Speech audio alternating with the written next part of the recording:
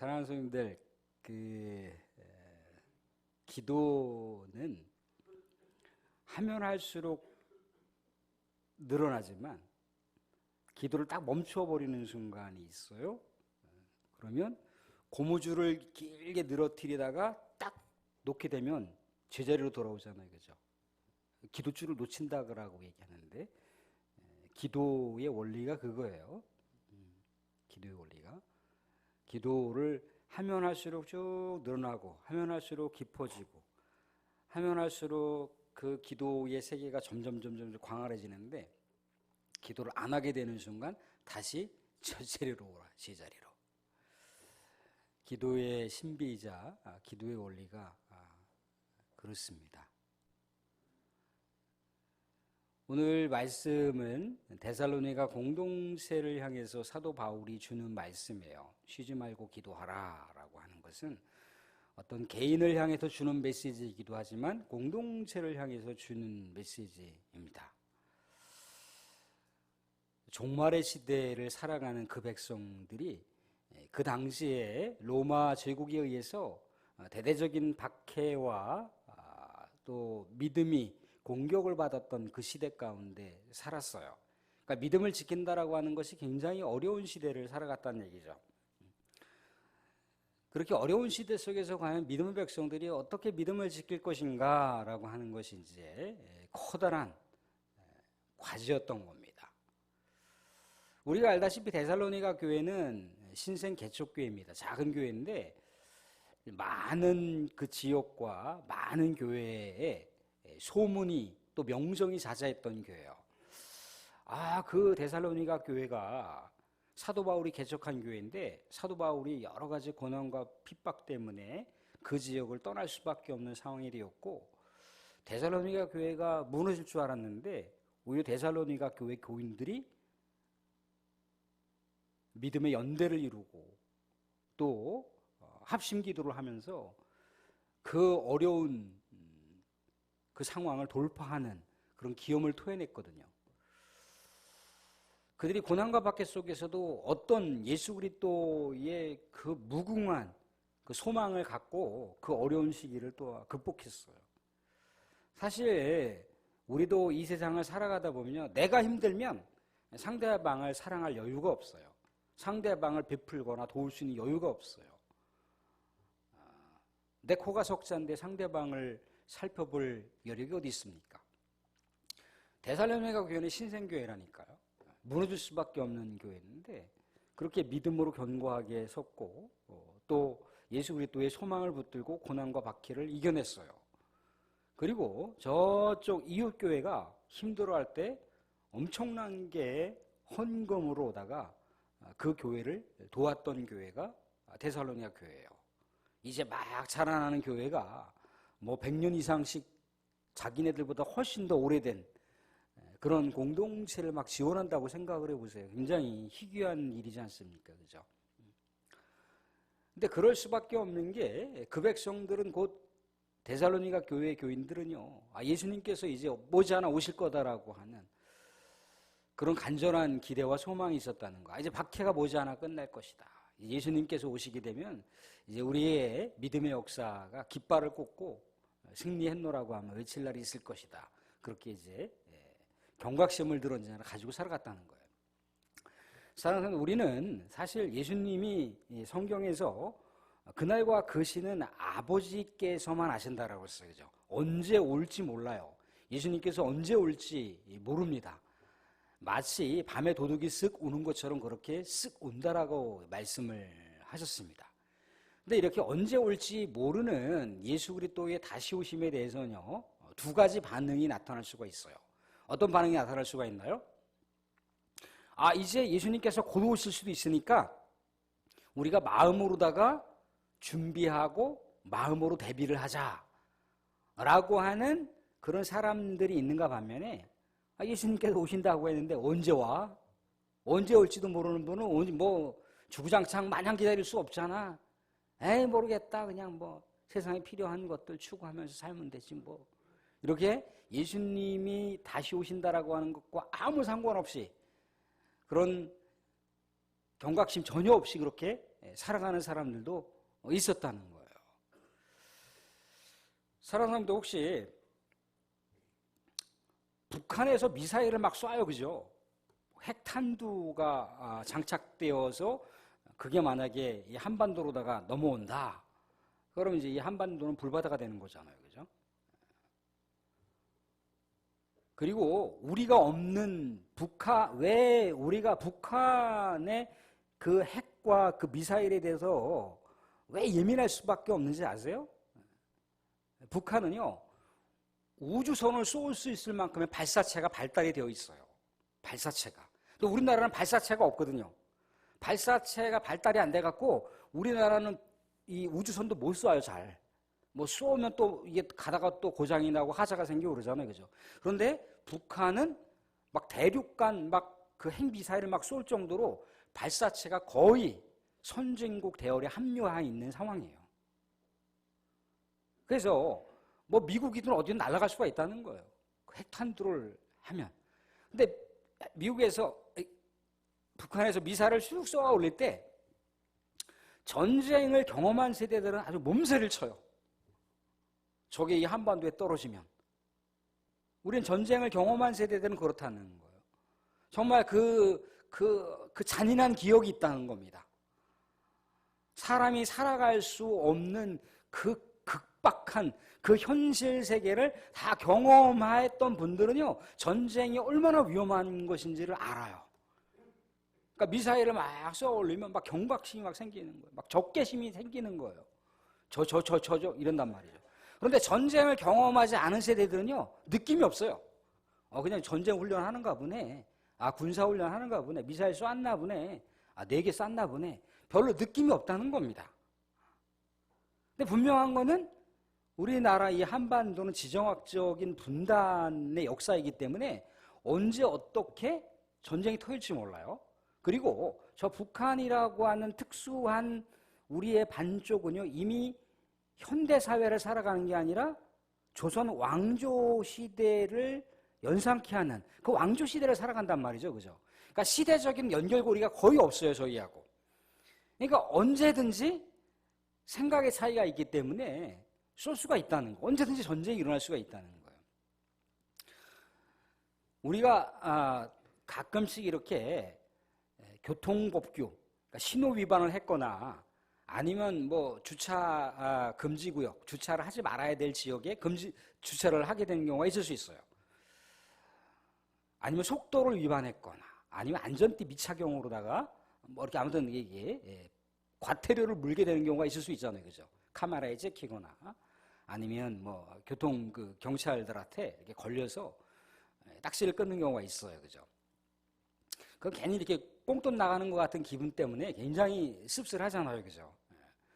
근데 그렇게 한 번, 두 번 경험이 있는 분들은요, 저기 한 200m 앞에서 교통경찰이 딱 이 봉을 가지고 이러고 있다. 그러면 딱 뭔가 긴장이 생긴다는 거예요. 내가 안전띠 맸나? 내가 속도를 지키고 있나? 내가 지금 제대로 가고 있는 건가? 경각심이 딱 생긴다는 거예요. 왜 그러십니까? 과태료를 또 물을 수 있으니까. 근데 내가 신호를 잘 지키고 속도를 잘 지키고 안전띠를 맨다 할지라도 저기 앞에 교통경찰이 그 순찰 차량을 쫙 타고 가면은 괜히 느낌이 살짝 긴장이 되잖아요. 그게 사람의 본 모습이라는 거예요. 그러니까 안전띠를 안 맸어요, 그죠? 안 맸는데 저기 앞에서 교통순경이 왔다 갔다 하는 게 보여요. 그러면 그냥 엉겹결에 이 안전띠를 확 빼려고 그러면 빼집니까? 안 빼져요. 그런데 어떻게 해요? 교통경찰이 저 앞에 있으니까 이 맨 모습을 보여야 되잖아요. 그러니까 이 확 잡아당기는데 이 바클에다가 연결이 안 됐어요. 손만 움켜쥐고 있는 거야. 손만 움켜쥐고 있어요. 그러면 이제 이 뭡니까? 장난기 있는 교통경찰은 어떻게 합니까? 선생님, 안전띠 미착용하신 것 같은데 한번 두 손을 들어봐 주세요. 그러면 어떻게 되는 거예요? 두 손 딱 들으면은 안전띠가 다시 제대로 돌아가잖아요, 그죠? 이때 어떻게 합니까? 선생님, 저 안전띠 미착용이십니다. 과태료가 부과가 되겠습니다. 그럼 잘못했습니다. 다음부터 안 그러겠습니다. 그러면 원래 그 과태료가 3만 원이거든요. 잘못했습니다. 그러면요, 경감에서 24,000원 끊어줘요. 그런데 뭐 이렇게 저렇게 했습니다. 그러면 그냥 3만 원 그냥 발급되는 거예요. 그러니까 만약에 안전띠 미착용으로 내가 딱 걸렸다. 그럼 뭐라고 해야 된다고요? 우리가? 죄송합니다. 잘못됐습니다. 다음부터 안 할게요. 이렇게 하면은 3만 원 내 거 26,000원 떼고 24,000원 발급받는다니까요. 근데 내가 뭐 잘못한 게 없는데 이러면 3만 원 그냥 부과되는 거예요. 아무튼간 그런 경험이 있는 분들은 괜히 그냥 막 발이 저리잖아요. 저 앞에 있으면. 이제 예수님의 다시 오심은 약간의 제가 축소해서 말씀드린 건데 예수님의 다시 오심도 그렇다는 거예요. 예수님의 다시 오심. 예수님의 다시 오심을 늘 언제나 상기하고 있는 그 당시의 사람들은 어떻겠습니까? 예수님이 내일 오실 수도 있는 거예요. 모레 오실 수도 있는 거예요. 그렇기 때문에 늘 언제나 긴장을 했다는 거예요. 막 그렇다고 삶이 나날이 긴장이 된다 그게 아니라 영적 긴장을 하고 계셨다는 거예요. 그러니까 로마 황제를 숭배하지 않으면 고난과 박해가 따를 수밖에 없는 그 시대 가운데 로마 황제보다 더 두려운 존재가 누군가요? 예수님의 다시 오심이란 말이죠. 예수님께서 내일 모레 오실 수도 있어요. 그렇기 때문에 이 믿음의 백성들은 어떻게 했다는 겁니까? 데살로니가 교회 교인들은 어떻게 했다는 거예요?